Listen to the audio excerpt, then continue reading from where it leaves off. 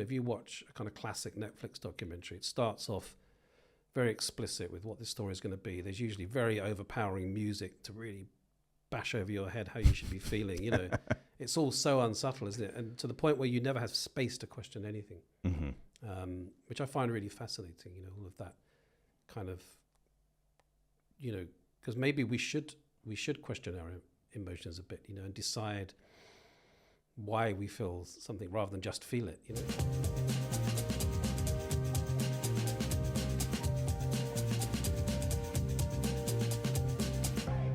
Hey, I'm Zach Newmark. This is Dam Yankee. Don't forget to like, follow, and subscribe on YouTube and talk about the episode too.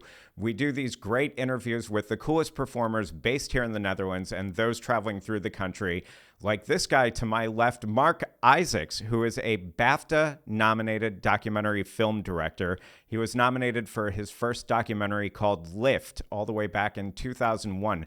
It's an extremely fascinating documentary, and his new film is as well. It's in competition at the International Documentary Film Festival Amsterdam, and it's called Synthetic Sincerity. It's a super cool movie. Marc tries to blur the lines of reality and get you thinking about what the definition of truth actually is. And we're going to talk a little bit more about that. But Marc, thank you so much for joining us. I really appreciate it.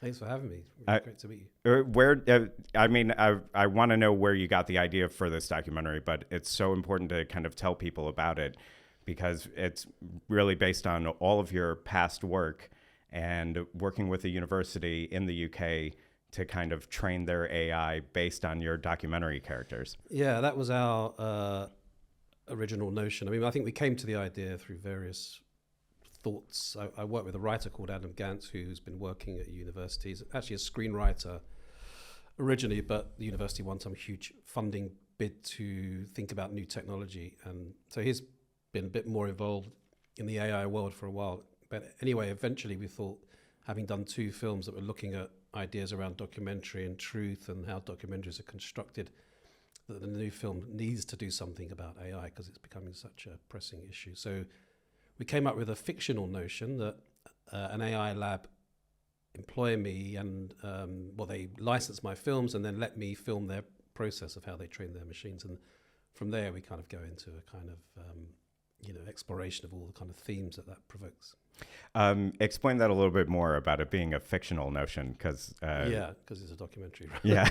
So the AI lab exists in reality at a university, but we've given it a fictional name, and the people that work there they all work in AI, but they have nothing to do with character analysis and making synthetic characters. They actually work with teaching the machine to learn rather than through text prompts, but from line drawing that then creates, a full 3D image. So we wrote the script for them. It's pretty improvised. Things were written down, but they could go off on their own tangents. And because they all work with AI, when they're performing our script, they're totally convincing. And when you see it, it's not like it doesn't have the sort of language of fiction. You would believe that it's a real lab, which again is, like AI itself, and fakery is also provoking thought about questions of how documentary and fiction kind of merge together, or, what is the difference and what's happening in the world of filmmaking, as these kind of hybrid forms become more and more kind of prominent in films, actually. I think where it's so interesting is because you've been a critic for a number of years about how documentary films are funded in the first place. Yeah. And where that funding comes from. And, this, I think it was maybe your last film, or it was a film you put out during COVID, the Filmmaker's House. Yeah. Which really dives into that. Yeah, what happened to me personally, which was just a wider kind of symptom of the industry, like in the UK, TV, BBC especially, were fantastic at like supporting documentary films, and you would have chats with commissioners who controlled their own money. Loose chats, I would say, I'm quite interested in this town, where this is going on, and they would say, yeah, go and explore it. They give you a bit of development money, come back a few months later with some rushes, show them some material, and then they would sign off on the project. And that whole system changed where commissioners no longer had the power to actually commission anything. Everything had to go up to one person. And it became a much more ruthlessly commercial world where the kind of films they wanted weren't films where the filmmaker didn't know what was going to happen, but were in an interesting area of exploration, to a world where they wanted to know everything, so films became very formulaic, and like most of the films you see, or documentaries you see on Netflix, they're stories that you can script. It's interviews in studios, archive, backstory that can be retold, and I've always made films that are a total discovery, starting off with some vague ideas and making the film up as I go along, which I still do in that way. And then when that funding model kind of disappeared, I had a period of working out what to do. And eventually I decided, for very little money, I'm going to make a film in my own house. And it feels like it's a documentary, and people come into the house sometimes uninvited. The homeless guy comes in and just sort of falls asleep on the sofa. And I pull the rug from underneath the audience's feet and reveal after some time in the film that it's all been staged and set up. But even that reveal is a stage set up moment. But in relation to the funding, I made that film with some money from Lush, the soap company, because they had a film fund at some point, or a cultural fund. So I think the whole film was made for less than £20,000, and I, enlisted help. They gave me a lot of in-kind support as well. And I, from that, realized that, to keep your independence, you can do things quite cheaply with the kind offerings of other people. Right. But it's so fascinating, this film on AI and, it being, as you described, very hybrid and blending the world of fiction and nonfiction together, but also being screened at, the top, or one of the top 2 documentary film festivals in the world. Yeah, that is always interesting to me. And I think that a lot of festivals have become keen to break down the kind of boundaries of categorizations and labels. Others aren't. Others would never show it because they, documentary festivals, they would maybe think it's too much fiction or whatever, But I think that more and more, I just think films are films. I think there's fiction in better people than I have said this, that there's elements of documentary in fiction, and of course in documentary there's always lots of fictions. The first one being kind of editing, Right. Well, and you see that in your film also, because at one point you're having, the provost of a university and the professor do a second take on a walk-in, and it's kind of that first moment where you're sort of like, hey, wait, there is staging in this documentary, and is this a criticism on staging in the first place? Yeah, it's not necessarily a criticism, but I think that these tropes of documentary that when the workers left the factory in the Lumiere brothers film in 1898, I think it was, they actually reshot that 3 times. So there's one version where the workers are coming out, factory gates open, the workers leave the factory. He actually took them back, I believe, during the summer to reshoot it because he wanted the doors to close at the end. And you can tell because they've all got really nice clothes on, they're all relaxed because they haven't been working, So I think from the very beginnings of the form, this kind of question of how one constructs an image, has been there. And soon after that, you had Nanook of the North, which was completely staged, Right. So we're just continuing a tradition, I think. Is it as much a commentary on what the definition of truth is? I'm interested because of what's going on in the world. That question of trust of an image and the truthfulness around image making is really pertinent, obviously. And for me, it's really important that I think you kind of provoke the audience to think about this. When I pick up my phone and watch stuff on Instagram or TikTok or whatever, or anything really, I'm always double taking now because you just don't know what the hell you're watching half the time. We're in the Wild West in that sense, and I think that I remember doing a cultural studies course at university back in the 90s, and we were taught to really analyze a text and think about the context of that text, who wrote it, what time, and those questions that were theorized in cultural studies have become so relevant now in relation to images. So provoke is an interesting word that you choose there, because you've also described yourself as somebody who likes to provoke the people that they're interviewing, and that as being one of the reasons that you like staying behind the camera instead of being in front of the camera. Although in this film I couldn't remain behind, but But that idea of provoking, at what point did you transition a bit from provoking your subjects to provoking your audience? Yeah, well, that's interesting. Yeah, I mean, if I go back a little bit, because in the beginning I I worked as an assistant producer, assistant director to a very well-known Polish filmmaker called Paweł Pawlikowski, who is now making Oscar-winning fiction films. And he started off as a documentarist, but had always kind of embraced this sort of hybrid form, if you want to call it that, where things were staged and set up. Because in Poland, that was a kind of tradition, to get around the kind of censorship. People often kind of had clever inventions and the use of metaphor, whereas in the tradition of like UK documentary is much more journalistic, comes from a journalistic tradition. And if you think about like the GPO film unit from the 1930s, which was all about sort of informational films. So when I first started making films, I'd brought all that experience that I had with Paweł to the first film I made, which was set in an elevator. And it feels like when you're watching that film that things just happen, but there's also a lot of setup going on there that I just don't tell the audience about. And now... and this is the film Lift. Lift, yeah, from 2001. And now, and then some subsequent films, I revealed the things that were set up in the films. There was a film I made in 2008 called All White in Barking, where and this is in the film, bring a kind of white, in inverted commas, English family, local family, round to their African neighbour's house for a meal, because it's all about sort of racial tension in the town. Yeah. And that intervention is in the film itself.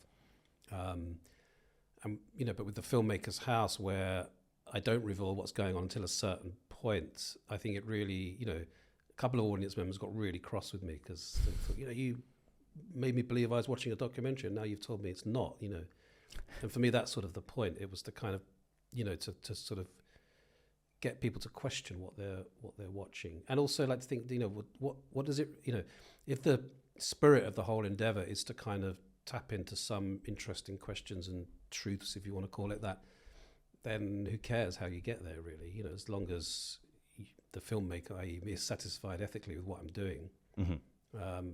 Obviously I am because I do it. But, and people really enjoyed that kind of playfulness of it, and other people got across, Are you expecting blowback from Synthetic Sincerity? Because watching the film... but I think that's what's interesting, actually, if people get worked up about it. Because then you have to question, well,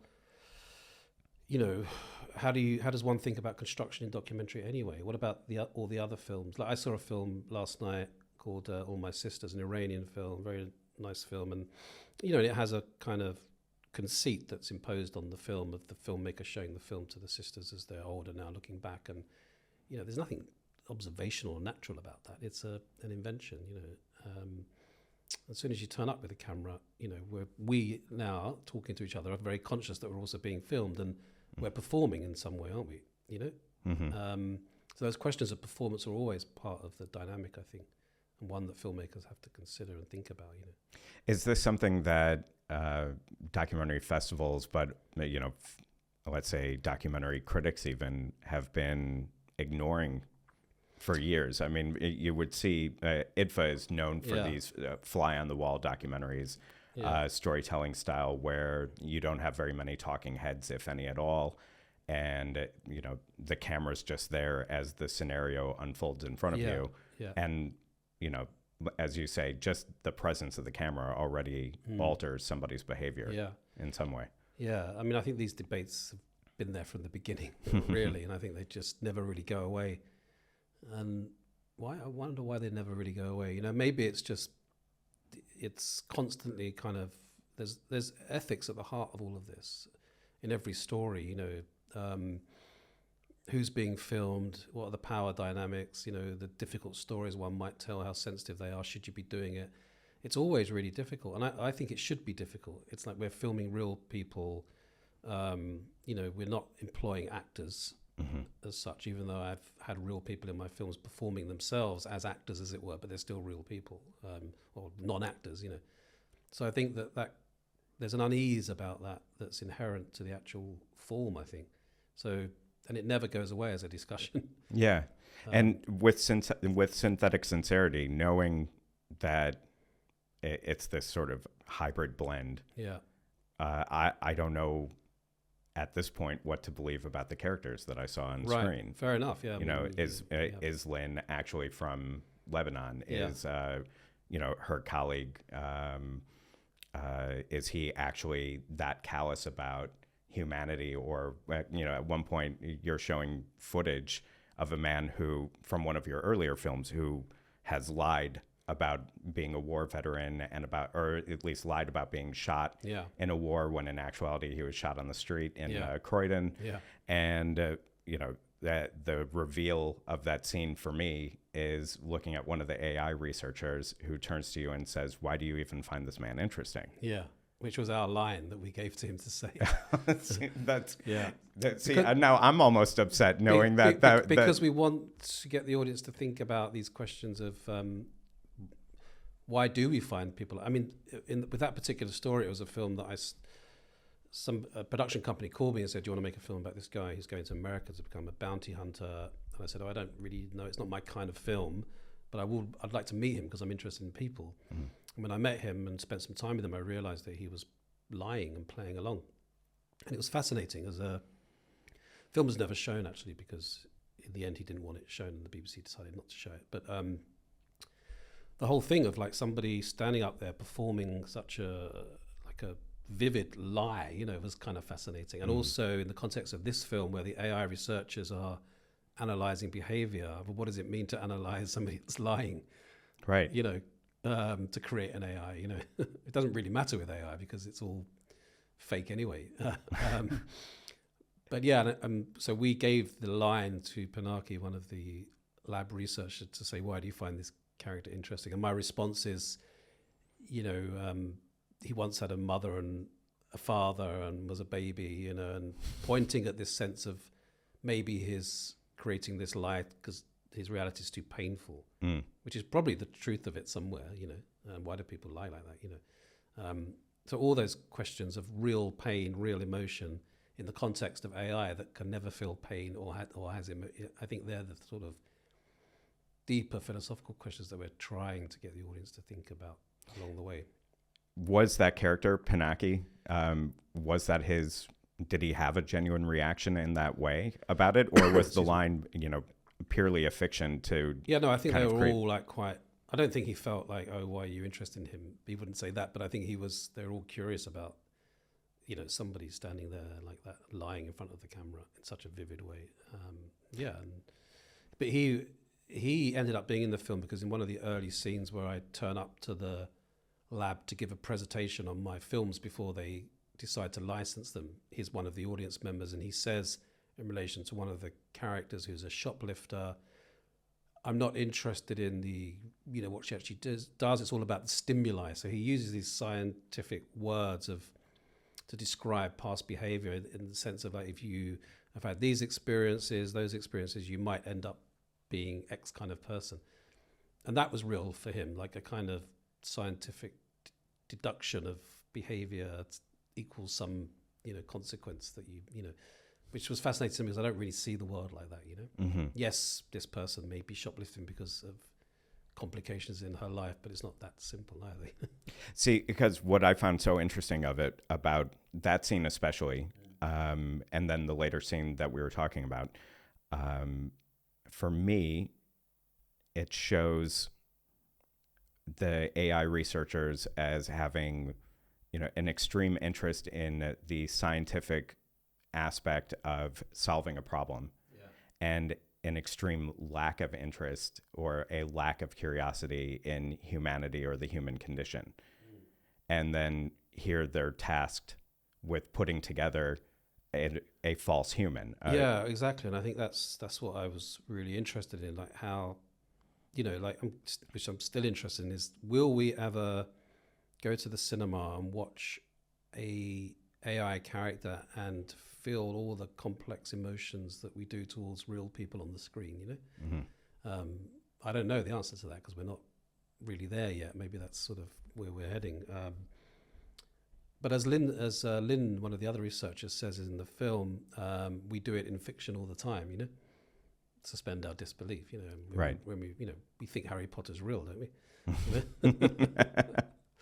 What aspects of Lynn as a character are real? So is she actually from Lebanon? Yeah, I mean, she's a former student of mine. She studied on my documentary making course. And she studied linguistics as well. And I wanted her to be in the film because I thought she'd, first of all, be really interesting in this world because she was interested in AI and linguistics. And she's, in life, a really kind of charismatic person. And she's the only kind of one that isn't really working in AI who's in the lab. And she is from Lebanon. And her story ends up being in the film because things were happening, documentary things were happening with her, if you like, whilst I was shooting the film. And I was always really keen, and this idea was there from the start, that the lab characters would become, I would get interested in them as characters, of course, because I'm a documentary maker, that's what I do. And I wanted to film things around her life that would kind of, bring out the humanity of her situation. And the film shows an image of her grandmother who's had to leave Beirut during the bombing and moved to Qatar for a while.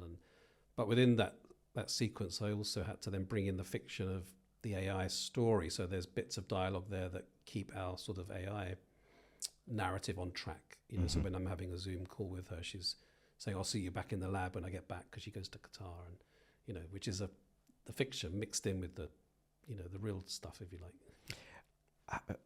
How is the reveal being made to the audience in Amsterdam, the audience at IDFA? How are they finding out that? Well, they listen to this first of all. And I've spoiled everything, haven't I? It's not at all. I mean, there's no. The film in the program states that it's kind of a mix of documentary and fiction. So I think an audience will be looking out from the beginning at what bits are and aren't. But very early on in the film, an avatar character pops up and says, in answer to my question and my voiceover narration at the beginning of the film of, we're now staring into the eyes of people that don't exist. And I ask a question around, that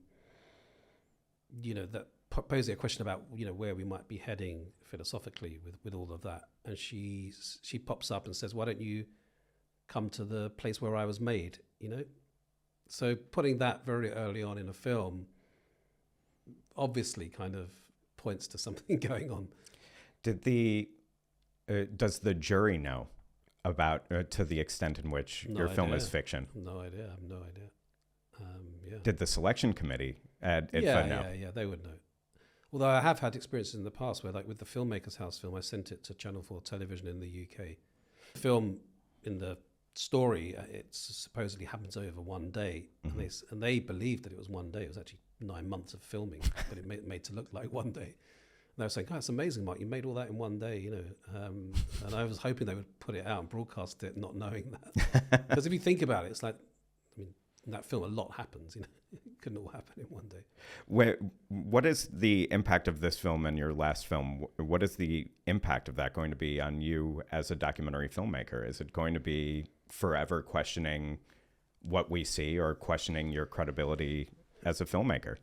It's been really good so far because I think that, in a way, these questions are really personal. So people kind of, I don't know, for me, it's, I guess, the consequences can only be sort of interesting in the sense that I'm not bothered, like if people are asking, or thinking about what's real and what's not, because that's sort of the point. I'm asking them to consider that and what matters to them in a film. So, for example, when you mentioned Lynn's story, and it's moving, for me it's moving when I put it together, and then there's some really beautiful music involved in that sequence. And I think you feel that is real, or at least you'd want to feel like it was real. I wouldn't have created that whole story about her mother in that way as a fiction, because there'd be no point to do that for me. So I think you feel that in the film, although you might not be 100% sure. But then maybe you're left with like, oh, is she really going through that? Am I having my emotions played with? And maybe that question is also one that then we reflect back on and about what is it that moves me, and why am I moved by that, and how is the kind of the construction, the music, what she says, how she says it, how is that all feeding into my reaction, which is very self-reflexive when you're watching a film. I mean, because most of the time when you watch, if you watch a kind of classic Netflix documentary, it starts off very explicit with what this story is going to be. There's usually very overpowering music to really bash over your head how you should be feeling. It's all so unsubtle, isn't it? And to the point where you never have space to question anything, which I find really fascinating. All of that kind of, because maybe we should question our emotions a bit, and decide why we feel something rather than just feel it. Is this kind of the problem with AI to begin with, is that, it kind of taps into what we want to hear and what we want to feel more than... I use Instagram to, tell people about screenings and stuff like that. I post some things and, it's so full of people wanting to give you a better life. Every other post is about, are you a man at 58 who's got a slightly big belly and feels a bit depressed? Try this app. 3 weeks you could become a new person. It's so awful, and emotionally manipulative, And if you, it's another sort of example of just construction of sound and image to make you feel something. I think we should think about why, what is making us feel the way that how are we reacting? We should think about that, I think. Because where your films over the past 25 years, where they've developed and changed frequently in terms of style and in terms of the way that you present a story, at the same time, I found loneliness to be very much at the heart of many of your characters. Yeah. And that loneliness has maybe also a lot of links with a sense of home and what the definition of home is for people. Yeah, that's true, yeah. And how do we actually reflect on that or spend time on that if we're constantly distracting ourselves? Yeah, that's a good question. I think that, you're right. A lot of my early films were explicitly about, in a sense, kind of questions of transience. We're born, we live, we die. But I've found ways to metaphorize that in certain situations. Like even in the Lift film from 2001, it's a non-space. People are not in their lives and they haven't returned back to their lives. They're in this elevator suspended in time, which is a transient kind of space where you haven't arrived anywhere. You've left somewhere, but you haven't arrived. It's like being at an airport.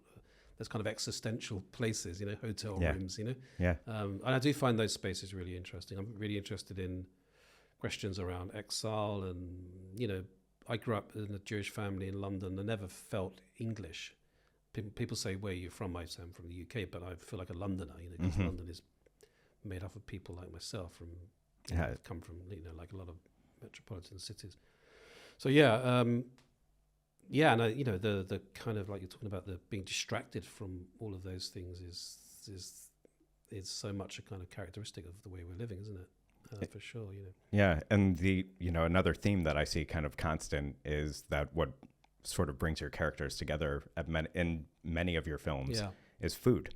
Right. Yeah. And maybe more broadly speaking, sharing, but it's really the sharing of food and food as an experience. Yeah, and even this film ends with a kind of food moment.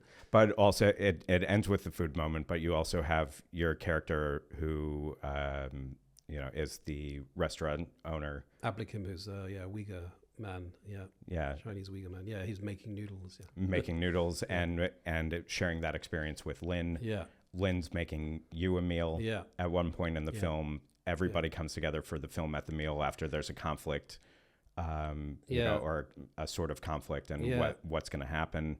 But also in Lift, going all the way back 25 years ago, you've got a character in the film who is, standoffish towards you at the beginning and then gives you a piece of fruit and here, take it. And then by the end of it, he's wrapping up food from his home and I think a lotus leaf or in a leaf and handing it to you.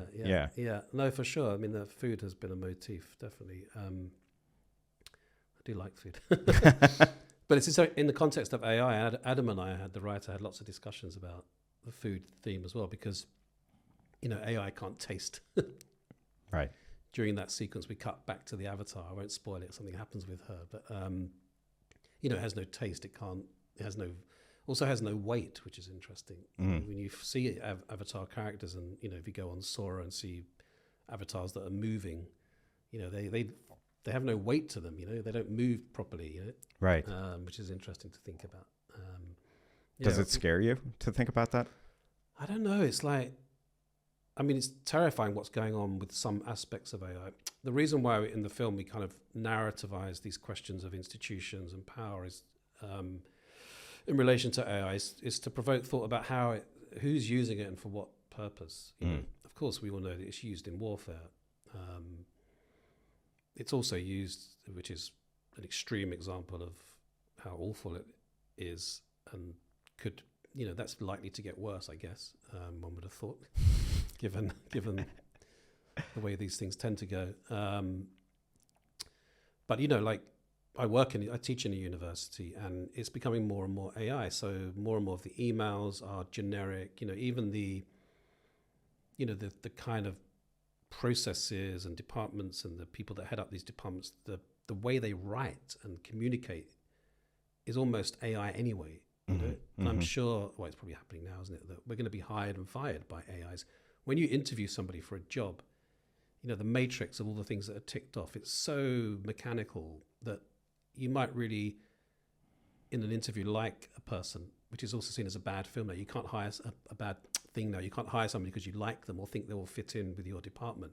They've got to tick all the boxes. And you lose something with that mentality, I think, which is really precious. The things that you can't define, and you know, because they might tick all the boxes, but they might be a sociopath, you know. Who knows? So I'm very wary of all of that stuff, to be honest with you. I think it's, you know, it makes things a lot easier, AI. I've used it for, like, you know, plan me 25 tutorials over the next 4 days, give me time slots, blah, blah, blah, you know, great. Can think about other things that are more interesting. But yeah, there's sides to it that are really going to be disturbing, I think, yeah. In film particularly, I think, you know, the best thing that will happen is that the most creative filmmakers who want to use it will do really interesting things with it. But it will be kind of reflexive in this way, because it will be making us think about what film and image making is, and is becoming, you know, rather than just using it in an action film. Can an AI ever replace you? I don't think so. No, I mean, not me. No, it's so unique, you know. No, I mean, like, no, I think for the reasons we've said, you know, in filmmaking, what is an interesting question to think about is, you know, what films happen in between the cuts. You know, 1 + 1 doesn't equal 2. We all know that. And will AI ever be able to think like that? You know, where it can find juxtaposition and all of that stuff. You know, that's really interesting to think about. I don't think it will be able to. So no, it will never replace that. Something else with your film that I also found was interesting, what we had talked about with that sort of idea of stripping away humanity, or, you know, going towards science instead of towards humanity. Yeah. Is that also something that you see in the documentary world, where you have, as you said, commissioning editors who have less and less power, and the money comes from one source? The budgets are also being slashed, and budgets for documentaries at the broadcaster level have been going down for 30 years or more. Even at some point, it becomes, how do we, in the most formulaic way, pick the films or the documentary subjects that are cinemas, actually, you know, going to recover money, right? Cinemas are programming based on AI as well. They're collecting data from all, you know, programming based on what the AI says will get people in. You know, I mean, it's such a slippery slope, I think, you know. I'm very romantic. Like in the old days, there was BBC One, BBC Two, and a couple of other channels a bit later on. You know, my parents who are like completely uneducated Jewish immigrants, working class people, would watch really interesting stuff on the BBC. Harold Pinter plays, you know, because that's all there was to watch. Right. And it was truly, you know, a kind of serendipitous exposure to this stuff, you know, which could, for me, it changed my life, and I discovered stuff that I would never have discovered unless it was on the television.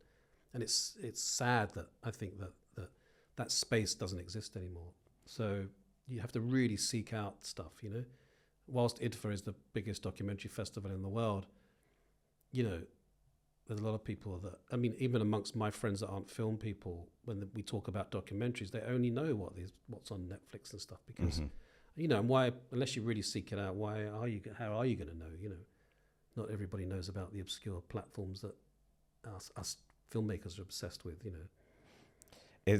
What's going to be the result of that? I mean, these films get made for a reason. There's an interest, there's a sociological interest or a humanitarian interest or just a general, you know, connection to arts and humanities in general.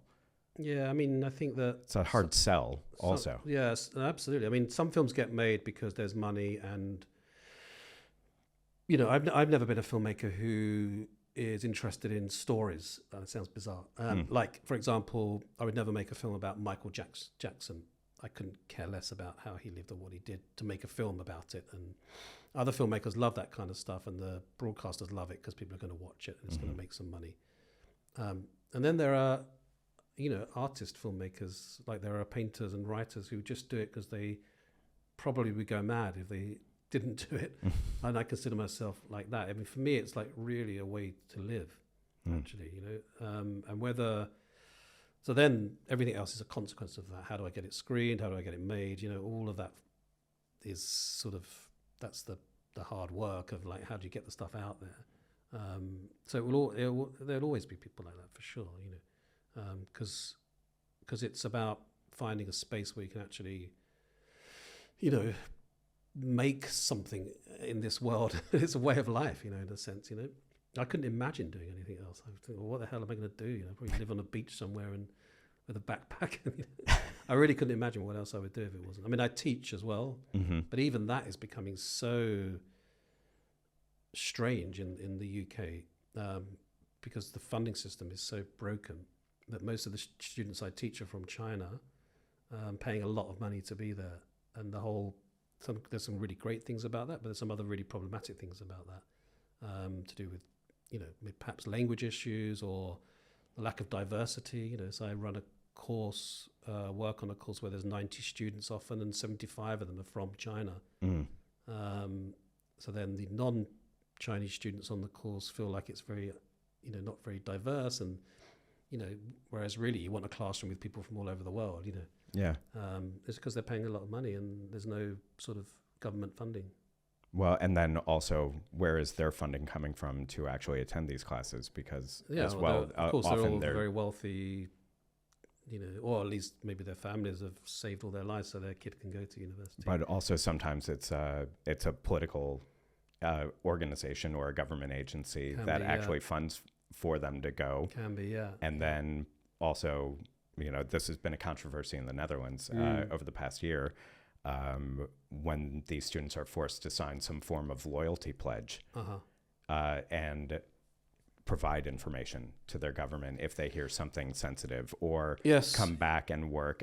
Or I have had issues of having spies in inverted commas in my classroom where people have spoken about certain things and other students have reported them, and which is tricky as a tutor, you know, to be in a room where, you know, you're not quite sure. And the university are in a really difficult position because, you know, whilst everybody's talking out about various political things going on in the world, you know, it also becomes a form of silencing because universities can't talk about certain things because they're worried about their funding being cut. Is that not also related to your film, Synthetic Sincerity? Because it's in there for to talk about these things. And, you know, in the relation to, like I was saying about, with AI, how is it going to be used? Who's using it? Who has the power? What are the power dynamics? Yeah, we wanted to touch on that. Yeah, but I mean, you go very specifically into this main character of yours as a Uyghur man. Yeah. Who, you know, his basically formed into an AI character that can say the things that he can't say. Is the idea, and then the professor in charge of the project gets in trouble because. You know, first the university gets money from the Chinese students or from the Chinese government. He himself is Asian as well, though I don't believe ever specifically described as being Chinese in the film, but I can't remember. The professor, you mean? The professor. Yeah, he is, but it's not 100% clear in the film, but And so you kind of broadly touch on that dynamic of Yeah. government interference, but also in education as well. Yeah, no, absolutely. I think it was important for us to kind of, like I say, think about that context of, because of course all these, I mean, first of all, there are what, 5, 6 of these big companies that are really running the show when it comes to AI.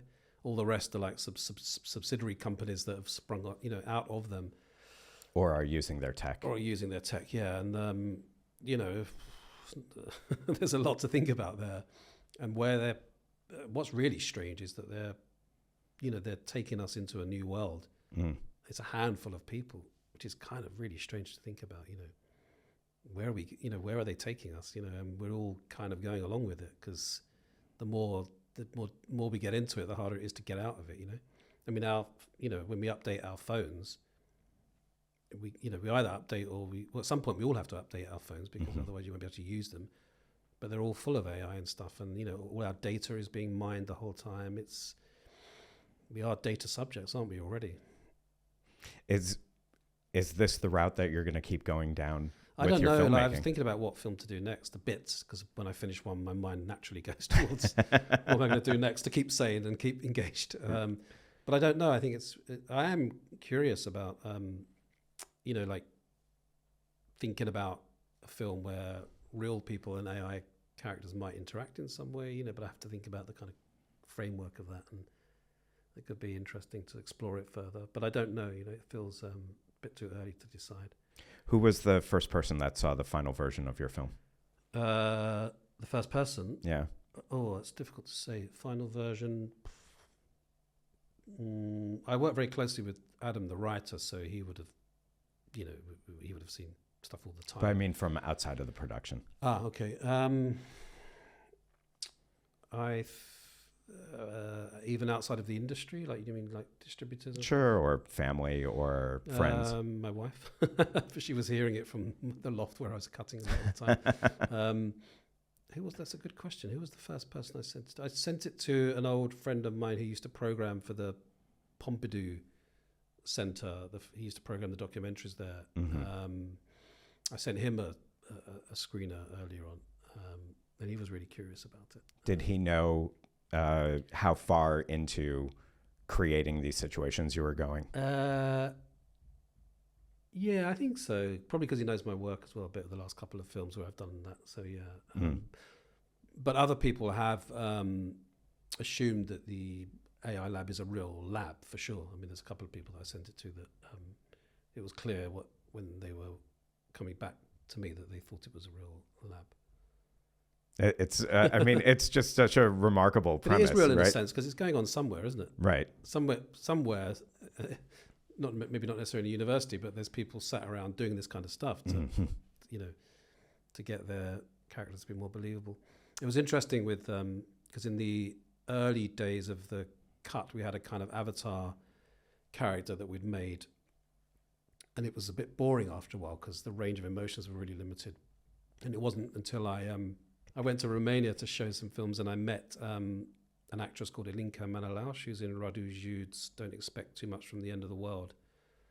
And in that film, she slips into an online character that exists in her real life. If you go on Instagram and look her up, she plays she posts as this character called Bobita, who's a kind of disgusting, macho Andrew Tate-like character. And she critiques Romanian machismo and society with this filter on.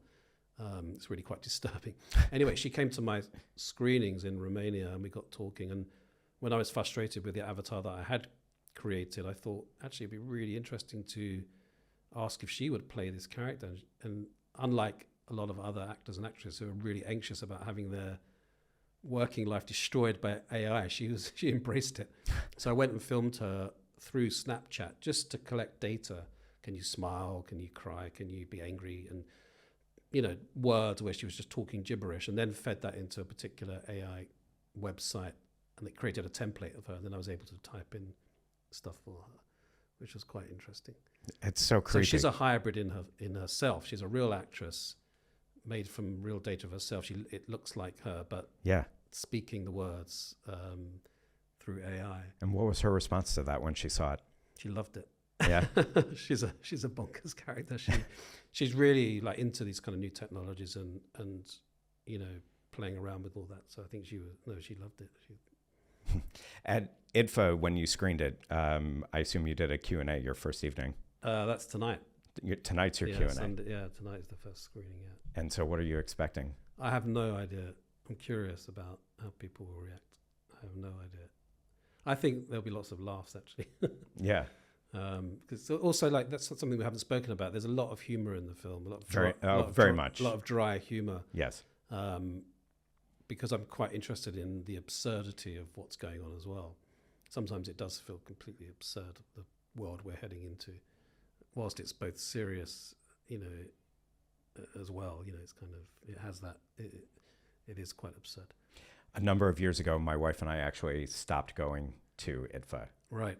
I've been living here for 20 years. My wife's Dutch. She's she's been based in Amsterdam for a long time. You watched a fake documentary. It was not because of a fake documentary. I want to say we stopped going around the time when we had kids. And the reason being that IDFA seems to program the most dark and depressing documentaries, right, or subjects. Mm-hmm. Their films are based on the most dark and depressing subjects, of which you can do nothing about these things, mm-hmm, often. Mm-hmm. And your film so stands out so brightly.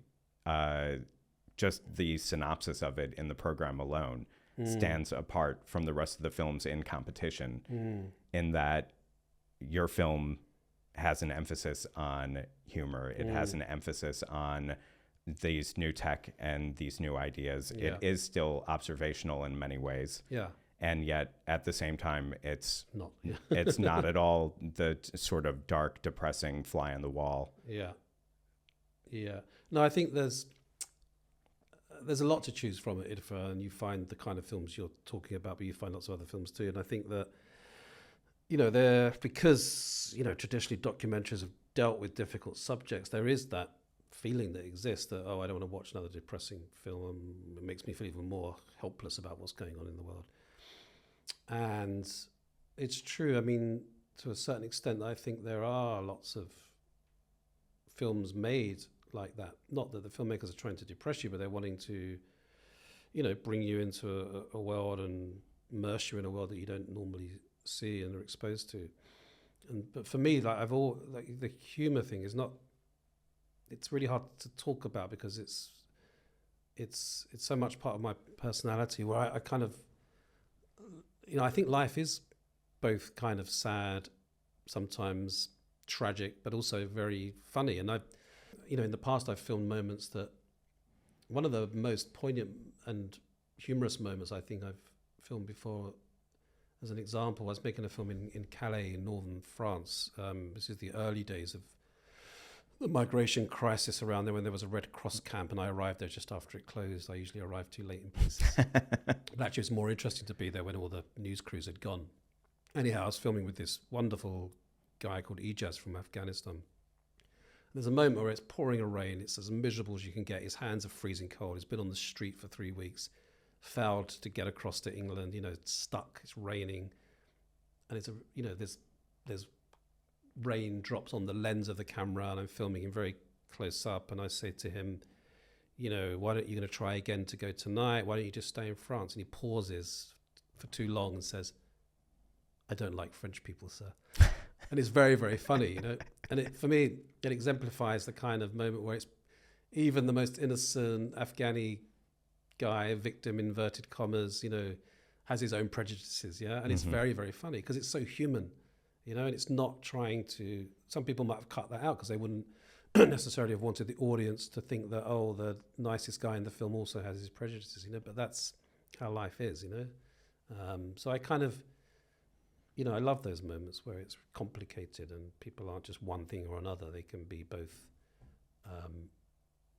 not very nice, but also beautiful at the same time, Does any of this come out of growing up in a Jewish household? Because it's kind of the stereotype, at least in America, of Jewish households is, responding to tragedy with humor. If I sort of have a picture of what my house was like. On a Sunday, the family would get together at my house or whatever. And, it's like 10 people in a room and they're all talking over each other. Nobody's really listening to each other. And they're saying things that are both outrageous but also funny at the same time. Because it's not that they're really nasty. Like, my parents grew up in an area of London that at some point experienced migration from people from the Caribbean and stuff. And they wanted to move out because it was, they didn't want to live in a black area. Mm-hmm. And they spoke about these people they're not racist people. They're just ignorant. And it was unfamiliar to them. And they kind of felt uncomfortable, I guess, or felt like actually the area is going down, because the new immigrants are coming in, Right. And there's an element of all of that that's very, very humorous, which is difficult to speak about now because we're not supposed to find prejudice funny in any way. And the thing is, for me, is that they're not ideologically racist people in any way. They're just people that are pretty uneducated, have a fairly parochial worldview, and are responding in their human way to what's going on in their area, in their lives, and they don't have the articulacy to kind of really frame it or think about it deeply. They're just responding instinctively. Mm-hmm. And that can be very funny sometimes, and I've seen it, of course, not just in the kind of more powerful host community, if you like. I've seen people from Nigeria talk about Asian people like that. I've seen Serbs talk about Kosovans like that. Of course, it's very human. And I think that I like to bring that out, because I don't want to clean life up in my films, I want to kind of keep all the complexities there. And push that forward, Even when I was speaking to Ablikim, the Uyghur guy, off camera, he owns a restaurant at the corner of my road, so I spend a lot of time in there. His food's delicious, and we talk. And he really is for some reason very aligned to Israel, for example, as a Muslim. Very uncritical of what's going on. We had really interesting conversations about that. It's not in the film, but it's just an example of people's complexities. And you would have thought actually, being a Uyghur guy and a Muslim, he'd be much more aligned to Palestine, to Palestinian. So it's complicated stuff, isn't it? How people react to these things, and it's fascinating, And also, likewise, the aspect that we were talking about with food. I mean, does that also come out of your family background and your culture? Because again, the Jewish immigrant heritage stereotype is this kind of connection over food. There's as well. There's a lot of food around, yeah. A lot of food. Yeah, too much actually. In my family, everyone was overeating for sure. Yeah, it's for sure. I think but it's important to everyone, isn't it? There's all the food in people's lives is something really profound, I think, isn't it? And in the film I made in Barking, it was interesting because I filmed two butchers opposite each other. Mm-hmm. One was a butcher that was where the white local people went to buy their meat, and one was the foreign butcher, in inverted commas. And they talk about meat and food in that context, we wouldn't shop over there because it's dirty, or our chicken's English chicken, It's absurd, And I like all that absurdity. I think that's the colour of life, isn't it? And we are in a place where we're in danger of flattening everything, where it all becomes quite flat because we have to iron out all our imperfections and flaws.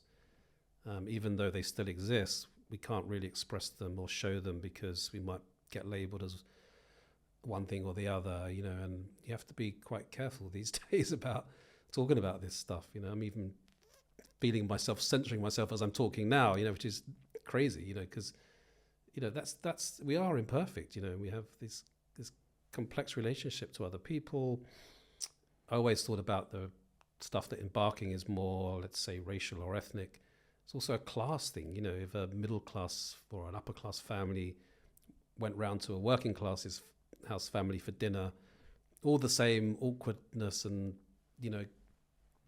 would be there, but in different ways, Mm-hmm. It's about us and the other, isn't it, often? Yeah, because your films also really touch on these ideas of isolating and sort of, insulating or isolating ourselves from the people around us. Again, we talked about loneliness before, but in your film Lift, at one point you've got two women who are talking about how few Jewish people live in their tower block anymore. I was up all night counting the white people. I think that, like she was counting sheep. Right, right. And you see the interactions between people in the elevator when they get in the lift together, and often kind of brushing each other aside or ignoring each other, or someone's drunk or someone's not drunk and doesn't want to be around. And I see that theme come out a number of times in your film is isolationism and, this kind of idea. Is that something that is interesting or of concern for you? I like I said, grew up in my family weren't religious, but they were very Jewish. And it was clear that when I remember like walking past the school on Yom Kippur, the Jewish holiday, in a suit going to the synagogue, whilst all my other mates were at school, feeling like an alien and not wanting to feel like that, at all. I didn't want to be isolated in that way. And I think those experiences really stayed with me because I could feel with my parents that they were so aware of their Jewish identity. And the street I grew up in was probably 50% Jewish, 50% sort of white working class East Enders that had moved to the suburbs for a better life, just like my family. But there was this sense of isolation of the two groups in the sense that if they mixed together, they would both maybe lose something, And because I'm, how many am I? I'm the fourth generation, and my life is so mixed with other people around, and I love that. It's like, and I don't, I feel actually consciously that I make an effort to sort of break down those barriers, because it's also really joyful. I mean, can't think of it. I can't think of anything worse than sticking with your tribe. For me, it's like horrible. I felt suffocated in the Jewish community in London. I couldn't wait to sort of be old enough to like just get out, shake it all off. How did that impact how you raise your children? That's a good question. Well, I had a child quite young at 23, so my first kid is 35 now, and I didn't think about much then. I think I just got on with it because I was, not very reflective at that age. And then I have kids now who are 12 and 17. I think, well, they've grown up, they're aware of our Jewish background. My wife's mother is much more vocal about her Jewishness. She had a flat in Tel Aviv, so we'd go there sometimes.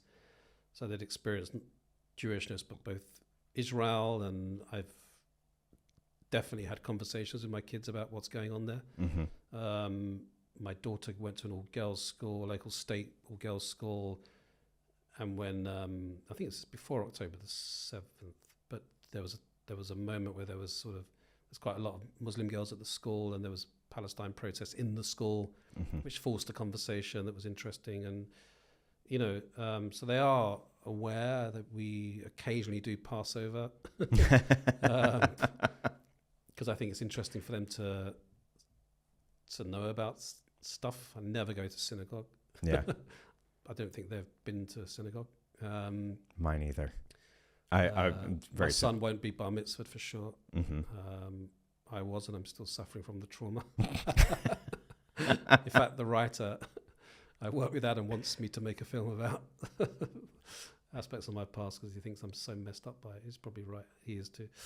So like all of that stuff totally feeds into how I see the world. And, I feel like as a filmmaker, you kind of need to be a bit of an outsider, a bit of a spectator. And I've always felt like that, I don't really belong. I don't want to be part of the Jewish community in that way. I certainly don't want to be. I don't consider myself English, Yeah, a bit of a spectator. I used to play as a goalkeeper when I played football, which is also a kind of way of observing what's going on until you're called into action. It's a disposition, I guess. Would you turn the camera on yourself to do a documentary about you and your background? One. Yeah. I don't know. I always feel uncomfortable about it. I'm not that interested in myself in that way. Why are you uncomfortable about it? Well, I like to talk about the things that I'm interested in through other people, because I think there's more clarity. It's really hard to get a distance on your own parents, for example, because there's so much of them in you. You can't like separate out stuff, and if you do, it's very rational. And maybe, I like to film. I think if I look at all the characters in my films, they do represent sides of myself in some way. It's a very instinctive thing. I get drawn to people for various reasons that I don't want to analyze too much, because I think it will spoil the curiosity somehow. In Synthetic Sincerity, the lab say, why did you choose him, in reference to the Uyghur guy? And I say, because he has a really interesting face, and and he's left his past life behind, and I'm really interested in that. And that's true. I was originally drawn to him because of his face. And it's a kind of like, I don't really want to know why. It's like, it seems to me that his face hides so much. He has a quite beautiful face, but then you think about all the pain that he must have been through to kind of just leave his homeland and start a whole life here. I love seeing his kids in the film. His 2 daughters and his son. And his wife. It's fantastic. But I think to like turn it all on yourself is maybe too close. There's a distance that helps when you're making a film as well. Is there a parallel of leaving your past behind also with you? We'd all like to leave our past behind. It's quite strange growing up. Well, I guess it is for everybody, because everyone has a past somewhere, don't they? It's interesting with AI, it doesn't have a past. How can you create an AI character that's convincing, because it doesn't have all these things that... There's a quote in the film, isn't there, by Georg Simmel, the German philosopher, about about your experiences being written on your face, Right. And it's why it's in the film, because it helps us think about, that's what character is, what it's the things that leave their mark, but AI doesn't have that. And then here we are as people that are doing anything that we can to remove these marks from ourselves. If you look at the avatars that are available on websites for you to do your marketing or whatever, they're so bloody boring to look at. Right. I mean, they're just like weird generic humans. But you also in the world outside now, you find people that look like that, perfectly manicured. Beauty has become such a kind of weird thing. I was at the station waiting to come to Amsterdam. There was a guy filming. First of all, it was a woman doing a selfie of herself walking along and posing in front, and then another guy, it must have been her, I don't know, somebody she was working with, perhaps her husband, was filming her. And it was fascinating to watch this whole performance of the self, And it was trying to sort of like show some kind of perfection in a way, because as soon as they put the camera down, they slipped into sort of slightly being their imperfect selves, Yeah. But why do we obsess with that so much? Why do we obsess with this idea that whatever we project has to be perfect and flawless? Don't know what that's about, really. It's so strange. If you took the world on face value, you think everybody was like wonderfully happy and at peace with themselves, and somehow it's become so complicated, isn't it, to reveal your flaws. Yet at the same time, there's all this like obsession with well-being and solving all your problems. And I mean, I really dislike the kind of the well-being world that we now live in. And in institutions, it's huge. It's now every other email's about care and well-being, yet it's bullshit, because they're doing things that are making the world a lot worse, So it's kind of totally schizophrenic, isn't it, what's going on? It's kind of interesting. It's very interesting. Because it's also in terms of art and the work that you do, it's the imperfections and the trauma is what produces the best art, and often, and what produces some of the most interesting work. We wouldn't bother making anything, would we, if the world was perfect? We just all sat around smiling and be happy, On the beach with the backpack. I can be happy sometimes as well. I don't want to come across as like some depressed guy. No, but it's like, like there is a sort of like, sort of sense that we have to have this perfect veneer all the time, quite bizarre. Marc, you were talking about the commissioning editors and how so much is algorithm driven in terms of what gets commissioned and what gets programmed on different broadcasters' channels. But for you, where do you get your ideas that you even begin pursuing in the first place? Yeah, I mean, historically, a lot of my ideas have come out of thinking about themes, I would say. So, as I said earlier, I often would be interested in themes around migration and belonging, home, etc. And not so much, but sometimes, not so much these days, but sometimes I've also thought about that in relation to spaces. So my first film was in a lift, as I said, then the second one I made on trains. Third one was in a town. Mm-hmm. I filmed outside a court before, so where people are waiting for their court case to happen, I've just stood outside with my camera and filmed these moments that the judge inside will never see, Right. Yeah, I mean, my ideas have come from all kinds of things. I don't really sit down and look online to think of ideas. I don't, think, okay, what's a good story? Or I tend to not really think like that. I'm thinking more around. Sometimes the starting point could be characters. It could be a concept. Like the Filmmaker's House originally came out of the idea of when Brexit happened in the UK, because I was thinking about the idea of the host country and people coming into the country, and I managed to eventually kind of metaphorize that through the space of my home. So that was the kind of thinking around that. The reason why the Uyghur guy in Ablicum in the new film has ended up in the film is because I've just been thinking about him for a long time because he lives on the corner of my road. Mm-hmm. And I didn't ever think that he would end up in a film like this. I thought maybe I could do another kind of film with him. Maybe I could do something around him in his restaurant.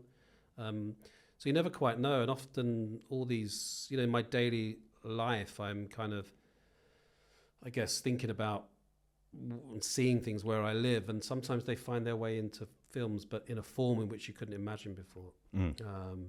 So I don't really know at the moment what I'm going to do next. I think it takes time for things to kind of settle inside of me, and then through conversations with other people, especially with Adam, the guy I write with, we kind of discuss and think about possible ways to then kind of take those initial thoughts further. But even when I start filming, I don't know where the film is going to go and where it's going to take me. There's a big kind of process of discovery all the time. So it's not like I know the film before I start shooting. It's very different from scripting a film in that way. For a number of years, one of the big criticisms of broadcast news, especially at the local level, is the heavy reliance on, in America, we call them man on the street interviews, or Vox Pops, as other places call them. Your work has, in a number of films, taken that aspect of just interviewing people, in that sort of spontaneous moment when you catch them at one location or another, like the film in the courthouse or like Lift. Why is it, what's the difference in your ability to go a little bit deeper, even in these brief interactions with people, than maybe journalists are able to do when they're working on a specific story? Because I think it's time. It's like, those films I've made often take a year to make. I return to a place again and again and again. Outside the court, I was there for like 9 months. Mm-hmm. I would get people as they come back, and even if I wasn't filming, I might have conversations or meet them off camera, build a relationship. And then think about how to bring that onto the screen. Whereas when you go out and just do a vox pop, you're literally grabbing it in that moment. Mm-hmm. And I think that, that's kind of the big difference. And form, that those ideas and moments kind of together are put into a kind of frame that is a kind of cinematic thing, which isn't something news is concerned with, obviously. So I think it's to do with that, and that allows for depth as well, because you can introduce all kinds of other things when you have your form right, and tangents even, Mm-hmm. Outside the court, there's a guy that I love in the film, a French guy, and he, in order to go deeper with him, I had to leave the space outside the court and we go and sit down in the cafe and have a longer conversation there, and it's kind of, that was something I'd planned for and thought about, because I couldn't do everything I wanted to outside the court. I didn't want to. I even filmed him at his home. That didn't make the cut. But I didn't want to. I didn't worry about breaking the form that I set myself. In the lift, I never leave the lift. But in the filming of it, I did actually film people in their apartments, but it didn't work. Mm-hmm. It broke the kind of magic. Yeah. So yeah, all those questions come up, and they're filmmaking questions really, which is very different from sort of questions around journalism. So. Mm-hmm. One of the things that I also like about your films, in several of them, they also have this idea of people abandoning their passions or shelving their passions in exchange for chasing money, or they're in a chasing money, but not necessarily chasing wealth. It could also be just chasing just enough money to keep going to the next time. You in Lift, you speak with an Italian man who says very clear that London is the place for making money. His home in Italy is for pleasure. Yeah. You speak with a street sweeper in another film, Men of the City. Yeah. Yeah, who makes it very clear that he doesn't know how to escape this reality that he has for himself, and he feels trapped because he has to kind of be able to keep going. Yeah.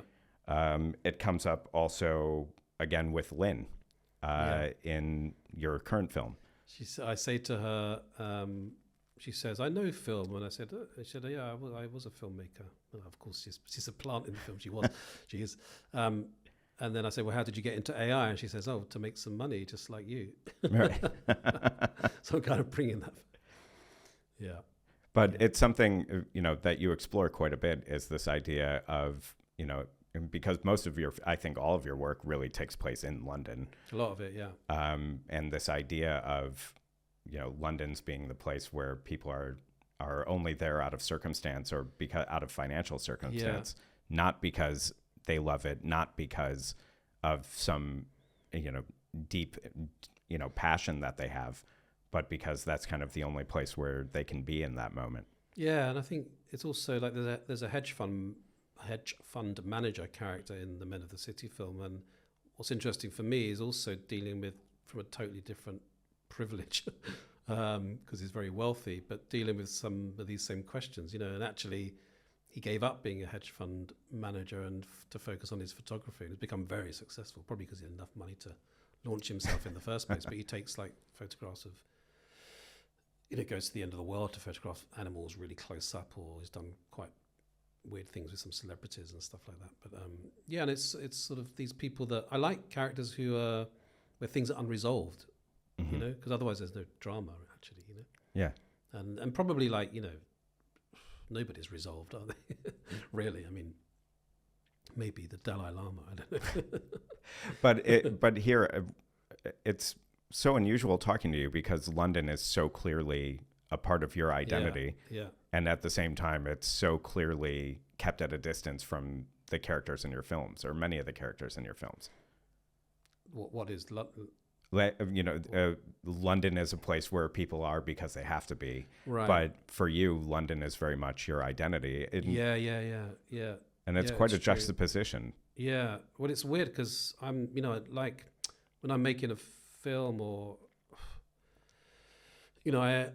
my way of being in London is to make films. Mm-hmm. They're living their lives, I'm also living my life when I'm not making films, and I have similar problems to what they have as well.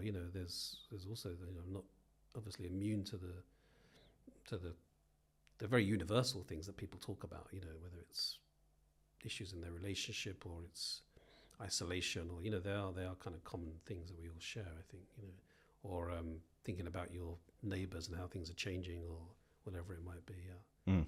But as a filmmaker, like, maybe it comes back to your question of like, could I ever turn the camera on myself? There's this beautiful kind of separation that filmmaking allows. Like when you're the spectator, the observer, the filmmaker, the artist, the writer, you can be outside of all of that for a moment, which is my escape.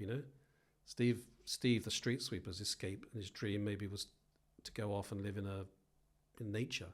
Mm-hmm. My escape is to make films. My wife's always saying, "Oh, what are we doing in London? We should go off and live somewhere else." And I'm like, "What am I going to do?" And I think it's that I have, the filmmaking is an escape for sure. Is your wife from London? Yeah, fairly similar upbringing to me, but from the northwest side of London. I'm the east side, which traditionally was always divided by wealth within families. Like half my family moved to northwest London, and they're lawyers and doctors, and then I stayed with the other half that were cab drivers and market stall holders. Why did you feel that connection to the working class? It's not a connection. That's my family were like that. But some of my grandfather's brothers and sisters were educated, and then they ended up in different professions. Mm-hmm. When the phone used to ring in my house when I was a kid, the old-fashioned phones, my mum would pick it up and she'd go, "Hello," and then if it was the posh family from northwest London, she'd go, "Hello," start putting on a bit of an accent. If it was the working class bit of the family, she'd continue as she started. They adopted the English class system in quite a big way. Is that something that you personally have rejected, or is that something that you embrace? The rejection or the class system? That sort of, the reality that, some part that there's quite a disparity in London. There's a massive disparity, and I kind of move in both worlds. When I was at the BBC, it was quite shocking because everybody there was Oxbridge educated, and I felt like completely outside of that. And some people took against me because I managed to get a commission when they didn't, and they got jealous, and there was a lot of power dynamics going on. And I carry a lot of, awareness of that, of my class background for sure, and it fuels me actually. It's like there's a lot of the time when, when I do things or I feel like, I should do it, I'm not going to be held hostage by this system, Mm-hmm. And it could be on many different levels. It could be that, people's attitudes to things that to me feel really class based, I'll react against it, I rebel against it, maybe too much sometimes, but it's also quite healthy because it gives a kind of energy to. Do you kind stuff. of carry a chip on your shoulder? Yeah, maybe about a bit, but not like. But I like it. It's not like the chip is not that I feel resentful. It's that I just won't be kept in my position, Mm-hmm. Yeah, I mean, you don't seem like an angry guy. No, I'm not or anything like that. angry, but I can get very I'd make stuff happen because rather than get angry about it. And I work a bit differently from other people. For example, like when I smell the bullshit, I really can't take it and just play the game. I react against it. Yeah, and it's there a lot. Of course. In entertainment, it's everywhere, right? Everywhere. Yeah. Yeah. So I'm kind of, I'm not angry about it or like I'm not bitter or anything. It's just that I'm very aware. And I have a sort of slight disregard for it in the sense that, I meet a lot of people who were Oxford educated. Some of my good friends are, and they've learned how to perform and to discourse and to present themselves, and I've had to also learn that sometimes because sometimes that's the world that I move in, Mm-hmm. But as I get older, I give less and less fuck about it. Like I really can't. I think it's also that the whole class thing in England is complicated and it's broken down in ways that it was quite much more rigid when I first started making films. Mm-hmm. At some point, the broadcasters loved a kind of working class voice or a northern accent. Right. They embraced it because it suddenly sold, made money. It's a bit like, I guess issues around giving people of colour more voice on TV and all of that stuff. At some point it happened with class a little bit, the accent started to change, Yeah. But actually I think the class issue is really like one of the biggest things that, in a sense, because often there are voices of people of colour, but they're also middle class, Mm-hmm. and it's the kind of people from those communities who aren't, middle class that we should really help to lift up further, somehow. Yeah, and I wish you, great success with it at IDFA. Where will people be able to watch it after the film festival's over? So for the next months, it will do the kind of festival circuit. Then at some point, it will have a theatrical release in the UK, and then it finds its way onto the kind of streaming channels that I've been criticizing. Do you know where it's going to be yet, or where will you announce where it's going to be, so that people can find it? After IDFA, I don't know at the moment. It's hard. Yeah, but if you keep checking it out, it will pop up. I mean, maybe there's some links we can attach to this as it goes along. Yeah, and people find you on Instagram. Yeah, on Instagram I'm marc.r.isaacs. Okay. All right, Marc, best of luck with the competition. Thank you. And thanks so much for joining us. Good to talk to you. And for walking all the way over here. That was a lovely event. It's beautiful. Dam Yankee is produced in partnership with NL Times, the top choice for English language news from the Netherlands. Founded nearly 15 years ago, NL Times is now the #1 site for information about this country, featuring more news stories every day of the week than any other website.